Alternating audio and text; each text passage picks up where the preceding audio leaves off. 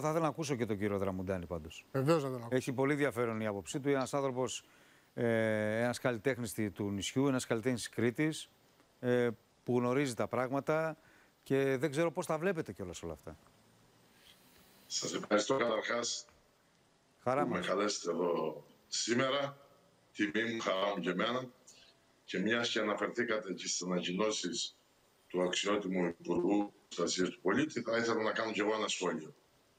Να κάνετε. Μου κάνει εντύπωση ότι, καταρχάς συμφωνώ βέβαια, στα λεγόμενα ότι δεν γίνεται κάποιες τιμωρίες, συνταγές τέλος πάντων να κάνουν κουμάντο σε αυτό το νησί. Αλλά αναρωτιέμαι, έπρεπε να γίνει κάποιο περιστατικό στα Βορίζια για να καταλάβουμε ότι υπάρχουν συμμορίες. Προφανώς το γνωρίζαμε και δεν δίναμε σημασία. Αλλά θα ήθελα να πω ότι αν και εφόσον υπάρχουν συμμορίες, αυτοί που τις ελέγχουν δεν κάθονται σε χαμηλές καρέκλες.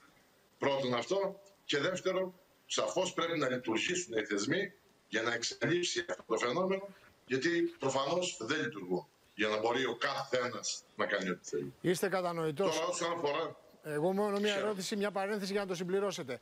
Στα γλέντια όμως και στα πανηγύρια και στους γάμους και στις βαφτίσεις, που εσείς συμμετέχετε και τα έχετε δει με τα μάτια σας, άνθρωποι που δεν ανήκουν σε συμμορίες και αυτοί παίρνουν τα κουμπούρια και βαράνε στον αέρα. Ωραία.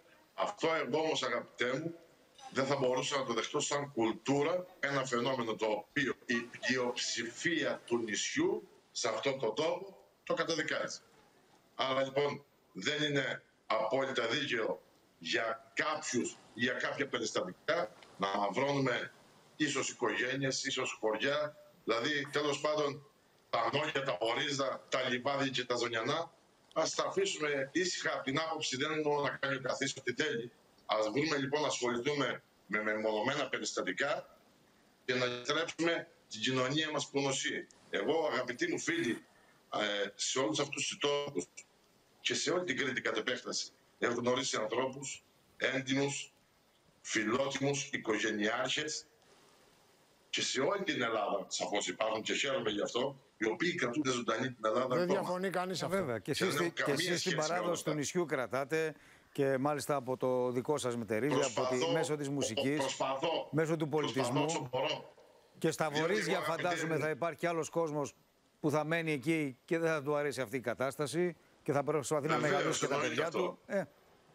Κοιτάξτε φίλοι μου, για μένα όπως τα γνωρίζω εγώ τα πράγματα, τα όπλα στην Κρήτη μείνανε από παράδοση, όχι από κουλτούρα, από παράδοση, όταν η Κρήτη μας έδωσε όρκο στον εαυτό της να μην την ξαναβρει ο Γερμανός ή ο εχθρός ξαρμάτωτη.